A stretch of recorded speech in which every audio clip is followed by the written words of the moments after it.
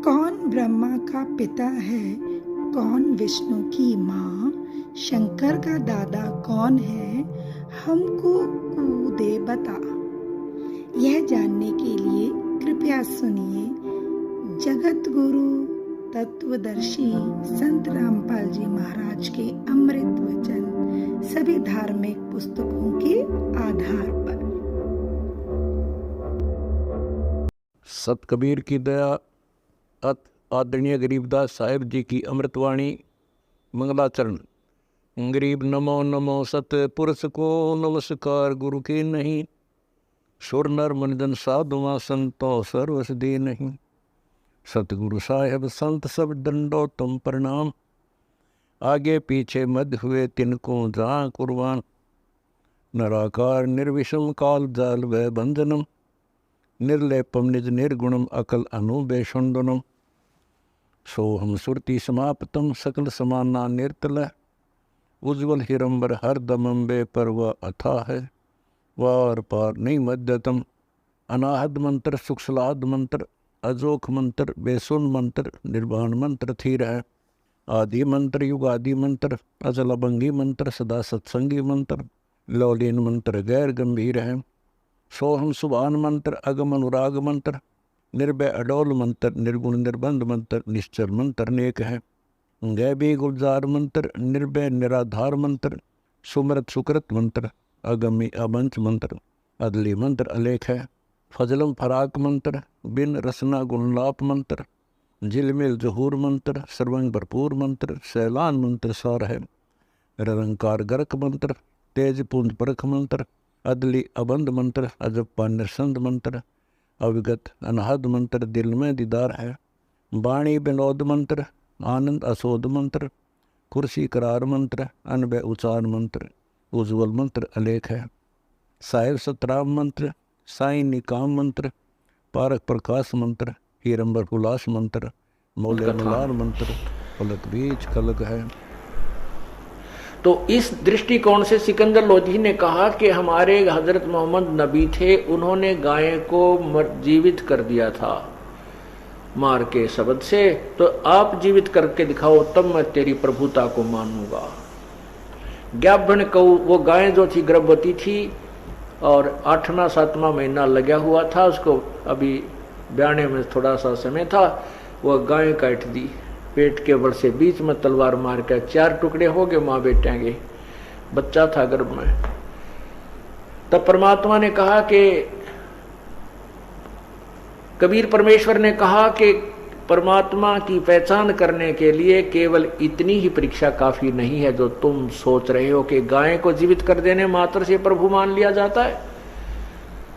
तो फिर उन परमात्मा ने वो दोनों माँ व बेटा गए, एक एक थपकी दी, नौकर के चुटकी देकर 1 मिनट में वो जीवित कर दिए। और गाय के नीचे वो बच्चे को लगा करके और दूध की बाल्टी भर दी। तब कहा था गौ अपनी अम्मा है, इस पर छुरी मत बहा, कह कबीर इसके घी दूध को ये सब ही आत्म खा। जिस ममड़ी का, जिस माता का दूध पीवत हो और मक्खन दूध मक्खन घृत बहु खाई, और उसको फिर तुम कत्ल कर तो लेकर कर्द कसाई। जिस गऊ को तुम माँ कहते हो, जिसका तुमने दूध पी लिया वो माँ हुई, और उस माँ का फिर तुम कत्ल करते हो, मांस खाते हो लेकर कर्द कसाई। जिस ममड़ी का दूध पीवत हो, जिस मम्मी का माँ का तुम दूध पीवत हो और दही घरत बहु खाई, और उसको फिर तुम कत्ल करो लेकर कर्द कसाई। अब उस टाइम कौन बोला है? सबकी घिघी बंदरी, क्योंकि सामने गाय बच्चा जीवित करके मालिक ने दूध की बाल्टी ठोक रखी और सिकंदर लोधी भी कांपने लग गया। फिर परमात्मा खड़े हुए, हम ये लखला हैं कुतुब गोस और पीर, गरीबदास खालिक दनी हमारा नाम कबीर। मैं वो अल्लाह अकबर हूँ, मैं वो कबीर अल्लाह हूँ जिसको तुम अल्लाह बड़ा कहते हो, मैं वही अल्लाह बड़ा हूं, मैं वही अल्लाह कबीर हूं, मैं वही भगवान हूं, पूर्ण परमात्मा हूं। फिर उस समय तो सारे सिकंदर लोधी मान गया, चर्चा करण की और गोष्ठी और उसमें ना नुकर करण का कोई समय नहीं था उसके पास।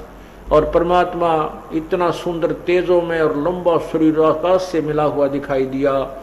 तब सिकंदर लोधी ने चरणों में प्रणाम किया और परमात्मा को पालकी में बैठाकर, साथ में उनके माता पिता को अलग अलग पालकियों में बैठा करके और उनके आदर सत्कार के साथ बैंड बाजे बजा के उनकी झोंपड़ी तक छोड़ कर आए। बोलो सतगुरुदेव की जय। अब उसके पश्चात क्या होता है? अब कहते हैं ना, पावेगा अपना किया रे, भोगेगा अपना किया रे। जैसे कर्म करेगा वो फल तो तुझे मिलेगा ही मिलेगा। कब तक मिलेगा? जब तक आप पूर्ण परमात्मा कबीर परमेश्वर की शरण में नहीं आते। जैसा भी आपने सुना था कि मासा घटे ना तिल बधे, विदना लिखे जो लेख, और सच्चा सतगुरु मेट कर ऊपर मारा मेघ। तो सिकंदर लोधी प्रभावित बहुत हुआ, लेकिन ये नकली गुरु, नकली पीर, ये डुप्लीकेट महर्षि, ये हमेशा इस जनता के शत्रु रहे हैं। और ये भोली जनता इन पर बहुत विश्वास किया करती रही है कि ये जो कह रहे हैं सही है। जब वहां परमात्मा ने सबके समक्ष गाय को जीवित कर दिया, बच्चे को भी जीवित कर दिया, दूध की बाल्टी भर दी और दूध पिया गट गट, औरों को भी पिलाया, तो उसको सिकंदर लोधी भी प्रभावित हुआ। लेकिन वो नकली पीर जो शेख तकी था उसका शत्रु था। वो पीर नहीं था, गुरु नहीं था, वो गुरु के रूप में एक शत्रु था। जैसे ईसा मसीह जी ने यही शब्द उच्चारण किए थे कि जिनको तुम अपने निकटतम, जिनको तुम अपने गुरु मानते हो, ये तुम्हारे सामने तुम्हें बहुत अच्छे नजर आते हैं, बहुत प्यारे लगते हैं, ये भेड़ की रूप, भेड़ के शक्ल में ये भेड़िए हैं जो तुम्हारे जीवन को खा रहे हैं। इन्हीं बातों से दुखी होते होकर के उन गुरु लोगों ने, उसमें अशिक्षित समाज था, और भ्रमित कर दिया और उस पुण्यात्मा को क्रश करवा डाला। आज वही स्थिति इस दास के साथ चल रही है, लेकिन अब समाज शिक्षित है और हिंदुस्तान स्वतंत्र है। इन लोगों की वो दाल नहीं चल पाई और नहीं गल पाई और ना ही गलेगी। अगर आज से 50-100 साल पहले शुरू होती है ये मार्ग, तो इस दास का अब तो पहले पता नहीं टुकड़े कहाँ मिलते, राख बन जाती। परमात्मा ने ऐसे समय में शुरू करना था, सुनियोजित था प्रभु का कि ये समय आ गया है, समाज शिक्षित है, ज्ञान और शास्त्र हमारे साथ हैं, इसलिए इन भ्रमित करने वालों का दाव नहीं लग पाया। हालांकि इन्होंने तो अपने तरफ से पूरा काम कर दिया था कि ऐसा काम कर दो, झूठा केस बनवा दिया, जबकि हमारे आश्रम पे आक्रमण हुआ क्रोथा में, उनको तो इनाम दे दिया। ये देखो यहाँ के काल के इस कलयुग के न्यायकारी राजा जो आक्रमण करने आए, कानून हाथ में लिया, उनको तो इनाम दे दिया, उन पे कोई केस नहीं करने को तैयार। और निर्दोष जो अपने आश्रम में बैठे थे चुपचाप उनके ऊपर आक्रमण किया। और ना जाने किन कारणों से उनको गोलियों से, पुलिस की गोलियों से घायल हुए हैं। और अब स्पष्ट हो गया है उस CPCFSL रिपोर्ट से, मधुबन की लैब ने स्पष्ट कर दिया कि आश्रम की गोलियों से वो व्यक्ति नहीं मरा। और उसके मरने की दूरी, गोली चलने की उनकी दूरी 20 फुट की है ज्यादा से ज्यादा, जबकि आश्रम से जहां वो पुलिस ने जो केस बनाया है उसमें जहां लड़के की मृत्यु स्थिति दिखा रखी है, उस आश्रम से 140 फुट की दूरी पर है। और भी बहुत से कारण हैं। इस दास के बंदूक लगा रखी थी जो हमारा सेवक वहां पर था भी नहीं, मधुबन अपनी कोई ट्रेनिंग पे गया हुआ था, वो बंदूक प्रयोग ही नहीं की किसी ने, वो चली ही नहीं थी, वो मेरा लगा दी झूठी कि बंदूक लिए बांध दे खड़ा था बंदूक। ऐसे नकली ड्रामे बनाए इन लोगों ने। रिपोर्ट में आया कि वो बंदूक से गोली कभी चली नहीं। हम टेक्निकल रूप से बता नहीं सकते कब चली, अर्थात इस कांड के दौरान यह बंदूक चली ही नहीं है। परमात्मा ने चारों तरफ से उनको फिट्टे मुंह कर दिया। कहते सांच को आंच नहीं होती। तो उस समय उन गुरुओं की बहुत चला करती थी, भोली भाली जनता थी। उन पाप आत्माओं को ये अच्छे मनुष्य, अच्छे व्यक्ति मानते थे। राजा लोग भी उनको अच्छे मानते थे। अब हमारे ऊपर झूठा केस बनाकर इन्होंने जेल में भी डाल दिया, सारे काम कर दिए। लेकिन अब हमारा जो का तो वो जितने भी बच्चे थे वो ऐसे तोते की तरह पढ़ा रखे थे, तत्व ज्ञान से परिचित थे, आज और बढ़कर आ रहे हैं, हजारों की संख्या में और नाम ले लिया और ज्यादा जुड़ गए। इसलिए अब ये मार खाने वाला समय नहीं है, पहले ऐसा हुआ करता था, हो जाता था। अब उन लोगों ने क्या कहा, उस शेख तकी ने सिकंदर लोधी से कहा कि ये जादूगर है, जादूगर, इसने ये जंतर मंतर जानता है और गाय को जीवित कर दिया, ये कोई अल्लाह, ये कोई नबी नहीं माना जा सकता। और देखो अब राजा भी भोले बाड़े होया करते, मान गए भाई ठीक है, 20-30 और गवाह बना लिए उसने, अगियोता जी ऐसे जंतर मंतर ऐसे होते रहते हैं, ये तो ऐसा था वैसे कर दिया, ये कुछ नहीं है, पाखंडी है, डोंगी है, ये तो जादूगर भी दिखा देते हैं, ऐसे अपना सिर को काट कर भिन्न भिन्न करके फिर जोड़ देते हैं। अब राजा ने सोचा भाई ऐसा भी होगा, चलो ठीक है जो भी है। कुछ दिनों के बाद, कुछ वर्षों के उपरांत सिकंदर लोधी के किए हुए कर्म, प्रारब्ध का जो कर्म था, जो पाप कर्म था, उदय हो गया। उस पाप कर्म के उदय होने से सिकंदर लोधी को एक जलन का रोग हो गया। वो जलन का रोग कैसा होता है कि जैसे किसी का अग्नि पर हाथ पैर रखा जाए और उसमें जितनी भयंकर पीड़ा होती है, ऐसा पूरे शरीर में दर्द पीड़ा होती है, लेकिन कहीं से जला हुआ नजर नहीं आता, पीड़ा उतनी ही होती रहती है। सिकंदर लोधी को बहुत भयंकर पीड़ा होने लगी, जलन का रोग कहा गया। अब उसके जंतर, उसके ट्रीटमेंट के लिए वैद्य बुलाए, एक से एक उत्तम वैद्य, जहां भी राजा को किसी ने बताया उसी को बुलाया, मुंह मांगा इनाम दिया, साथ में पैसे भी उसको जो मांगता था वो दिए, लेकिन सभी असफल रहे। फिर आध्यात्मिक तरीका अपनाया, अपने पीर शेख तकी से भी जंतर मंतर करवाए, और भी किसी ने कहीं कोई सिद्ध, कोई तावीज बांधने वाला, कोई ये तांत्रिक विद्या जानने वाला, सभी बुला डाले, सबसे अपना आध्यात्मिक उपचार भी करवाया, लेकिन सभी व्यर्थ रहे। अंत में ये ज्योतिषी और ये जो बड़े बड़े सिद्ध लोग थे उनके पास ले जा, उनको बुलाया गया। उन्होंने बताया कि श्री राजा, ये आपके प्रारब्ध में लिखा हुआ है, आपके प्रारब्ध में लिखा हुआ कष्ट है, इसको किसी भी उपचार से, किसी भी आध्यात्मिक क्रिया से, किसी भी दाम जाप से नहीं समाप्त किया जा सकता। ये 3 ताप के अंतर्गत आता है। उस समय सिकंदर लोधी की स्थिति हो गई थी कि अब तो ये मृत्यु के साथ ही तेरी पीड़ा समाप्त होगी, ये मान चुका था। एक दिन परमात्मा की प्रेरणा हुई, किसी व्यक्ति ने जाकर के एक राज दरबारी को बताया, एक अधिकारी को ये बात बताई कि ऐसे ऐसे बनारस के अंदर एक बहुत बड़े महात्मा है, उनका कबीर नाम है, और वो ऐसे महान आत्मा हैं कि वो जो चाहे सो कर सकते हैं। उनकी कृपा हो जाए तो इस आपके राजा की पीड़ा को वो पल में समाप्त कर सकते हैं। अब उस अधिकारी ने राजा के सामने कहा, राजा ने कहा भी जो भी है, जैसा भी है, अब ये ट्रीटमेंट करवाना है। तो उनका ये फैसला, उसमें राजा का कुछ बनारस में जाने का, काशी जाने का भी प्रोग्राम बना हुआ था। तो राजा ने कहा कि बहुत अच्छा हो गया है, हम उधर जा ही रहे हैं और वहां भी उस संत से भी हम ये अपना ट्रीटमेंट करवा लेंगे, जो भी जैसा आध्यात्मिक है, जैसा भी कोई वैद्य है। तो राजा वहां से चल दिया। वीर सिंह बघेल, वहां के जो नरेश थे, काशी नरेश को संदेशा भिजवा दिया गया कि राजा आ रहे हैं, सम्राट आ रहे हैं दिल्ली के। जैसे आजकल मंत्रीगण, मुख्यमंत्री जी आते हैं किसी शहर में, तो वहां का रेस्ट हाउस बुक करा दिया जाता है, रेस्ट हाउस, राज दरबार, राजभवन बोलते हैं इसको।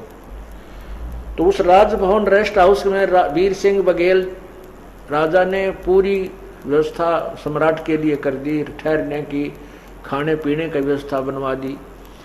अब जो ही वो सिकंदर लोधी वहां पहुंचा, वीर सिंह बघेल ने खाने के लिए बहुत सुंदर सुंदर आइटम, काजू, किस्मत, सेब, संतरे, केले, दूध के गिलास सब जगह मेज के ऊपर जो ना सजा दिए और कहा, राजन जलपान कीजिए, आप यात्रा से चलकर आए हो, थक गए होगे। तब सिकंदर लोधी ने कहा कि वीर सिंह, मैं धन्यवाद करता हूं आपकी मेहमानी का, आपकी मेजबानी का, आपके आदर सत्कार का मैं धन्यवाद करता हूं, लेकिन मैं खा कुछ नहीं सकता, मुझसे कुछ नहीं खाया जा सकता, मैं तो अंतिम श्वास गिन रहा हूं। देखो मेरा शरीर कितना पतला दुबला बन गया है। तब उसने पूछा, क्या बात है राजन? बादशाह ने बताया कि मेरे एक बहुत भयंकर पीड़ा है और इसका कहीं पर भी कोई ट्रीटमेंट नहीं हो पा रहा, ना कोई आध्यात्मिक ना कोई वैदिक तरीके से कोई भी नहीं कर पा रहे हैं, आयुर्वेद से भी नहीं हो रहा है, किसी प्रकार से नहीं। तो सिकंदर लोधी ने कहा कि वीर सिंह, आप जानते होंगे यहाँ कोई कबीर नाम का संत रहता है।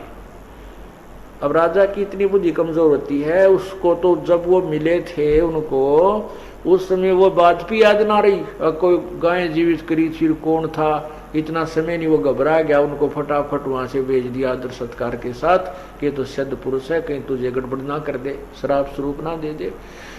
और बाद में वो शेख तकीनवा माटी ऊपर का सुहागा मार दिया उसके ऊपर और पट्टी पहुंच दी। अक वो तो जंतर मंत्र करने वाला जादूगर था, फिर जादूगर ने याद कौन रखे।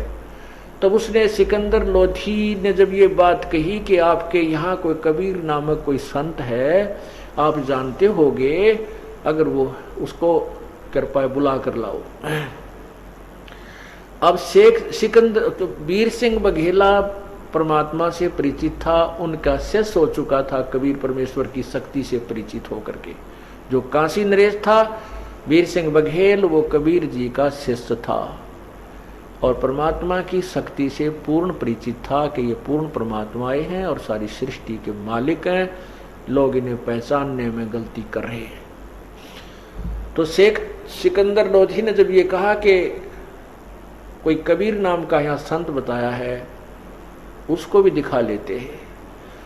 वीर सिंह की आंखों में पानी भराया और कहा कि राजन, अब आप ठीक ठिकाने आ गए हो, अब आपका रोग नहीं रहेगा। इस बात को सुनकर सिकंदर ने कहा कि आप शीघ्र बुलाओ उसको। तब सिकंदर से वीर सिंह जी ने कहा कि हे राजन, जो आज्ञा आपकी वही होगा। एक अर्ज है दास की कि कहते हैं संत को बाई ऑर्डर नहीं बुलाना चाहिए, सब इच्छा से वो आ जाए वो दूसरी बात है। ऐसे परम संत से जिससे हमने वो उम्मीद है कि जो कहीं पर भी कोई उसका उपचार नहीं है, कहीं भी उसका समाधान नहीं है, जिससे हम ये इलाज करवाने की चेष्टा कर रहे हैं, और उसको हम बाई ऑर्डर नहीं बुलाना चाहिए, ऐसा लिखा है सदग्रंथों में। और संत के पास स्वयं जा करके विनम्र भाव से प्रार्थना करनी चाहिए, तब वो प्रसन्न होकर के अपनी कृपा बख्शेंगे तो राहत मिलेगी। यदि हम उनको बाई ऑर्डर बुला भी लेंगे और उन्होंने आकर के हमारे ऊपर रजा नहीं बख्शी, वो महसूस कर लेंगे कि भी इन्होंने मुझे जानबूझ के बुलाया, तंग करने के लिए बुलाया, अपनी शक्ति के द्वारा मुझे बुलाया है। और यदि उन्होंने रजा नहीं की, उन्होंने मेहर नहीं की, उनके आने से कोई लाभ नहीं होगा। अब सिकंदर लोधी कहते मरता क्या नहीं करता। अब वो भी समझ गया, धार्मिक व्यक्ति था, कहने लगा भाई कोई बात नहीं, इतनी दूर आगे 800 किलोमीटर दिल्ली तय और 2 किलोमीटर और चलेंगे, और मत बुलाना, मैं खुद और पैदल चलूंगा। अब वीर सिंह जी को कबीर परमेश्वर जी की दिनचर्या का खूब ज्ञान था। उनको पता था कि ये शाम का समय है, इस समय कबीर परमेश्वर अपनी झोंपड़ी पर ना मिलके स्वामी रामानंद जी के आश्रम में जाते हैं। वहां संध्या आरती करते हैं। संध्या आरती के उपरांत वो वापस आते हैं। तो वीर सिंह बघेल जो है राजा सिकंदर लोधी को साथ लेकर सैकड़ों सैनिक, साथ बॉडीगार्ड, और रामानंद जी के आश्रम के सामने पहुंच गए। वहां द्वारपाल जैसे गेट कीपर गेट पर खड़ा था, द्वार पर एक सेवक खड़ा था। उस सेवक से वीर सिंह बघेल ने कहा, क्योंकि वीर सिंह बघेल रामानंद जी के नखरों से परिचित था। वो नखरे करता था कि मुसलमानों के विषय में ऊट पटांग बातें भी करता था और मुसलमानों को एक हेय जानता था स्वामी रामानंद जी। और वो कबीर परमेश्वर जी के वैसे तो शिष्य हो चुके थे, लेकिन परमात्मा की आज्ञा से उनको कहा गया था कि आप मेरे गुरु बने रहना संसारिक दृष्टि में, नहीं तो आने वाले समय में ये नकली लोग जो हैं संत ये कहा करेंगे कबीर जी ने कौन सा गुरु बनाया था और काल का दाव लग जाएगा। इस दृष्टिकोण से रामानंद जी वैसे सामाजिक तौर पर ते गुरु थे और आंतरिक मामले में वह शिष्य थे कबीर परमात्मा के। फिर भी हम यहाँ सांसारिक जो व्यवस्था है उसको लेकर चलेंगे।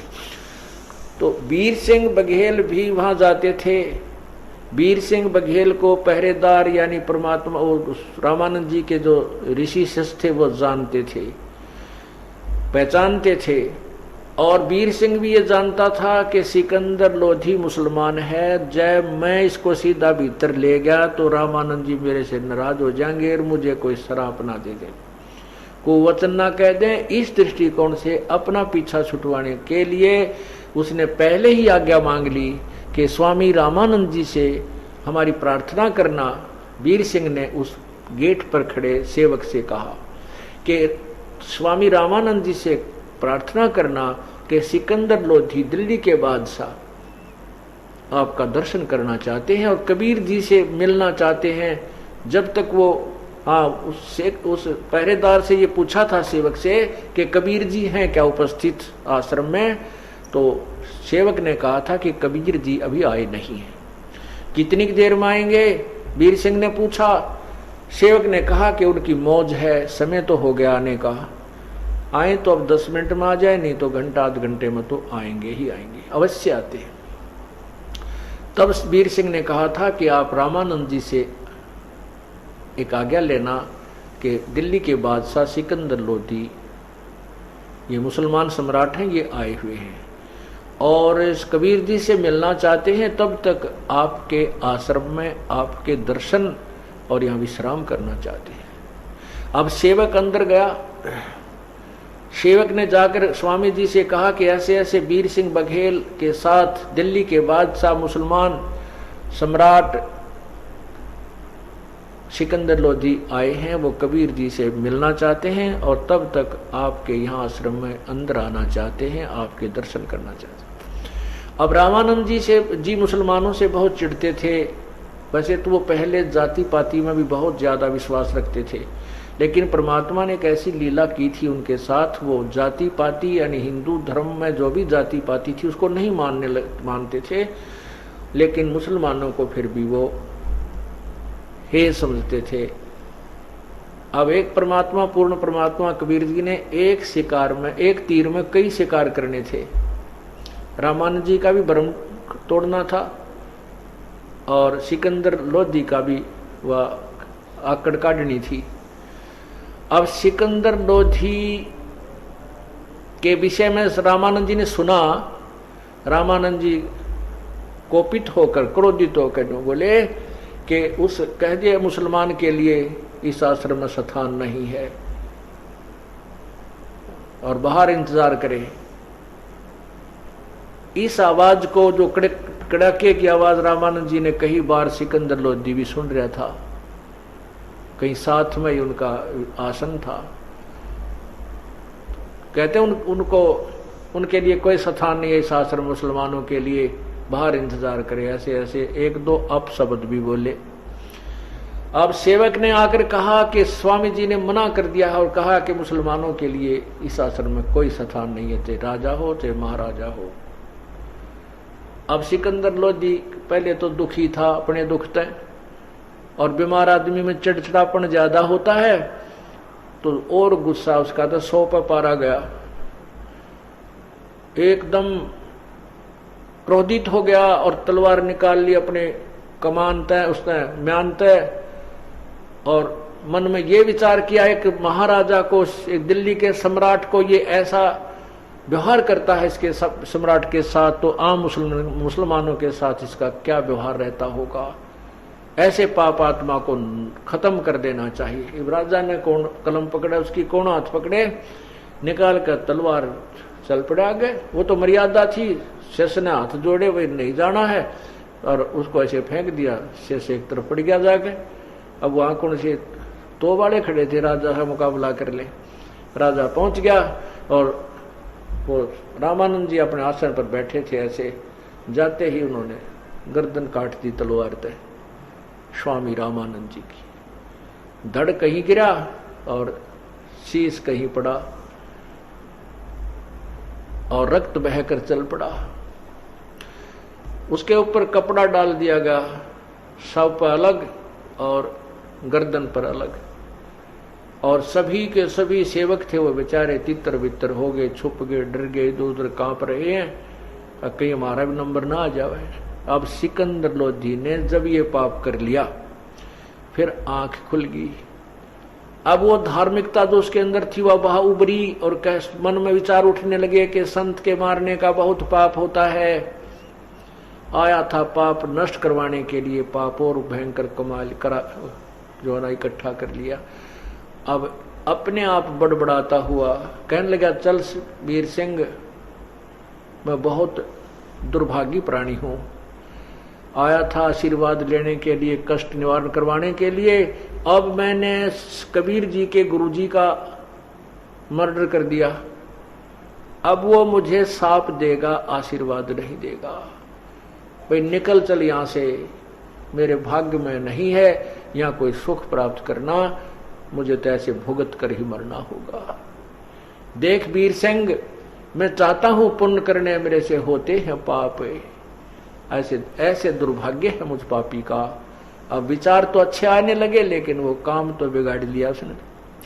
अब क्या होता, जो ही वो आश्रम से बाहर निकले, वो परम पिता परमात्मा, वो जुलाहा दिन में अपना काम कर, शाम ने फिर आरती में हाजिरी लगाने जाता था अपने गुरुदेव की, वो आ रहे हैं।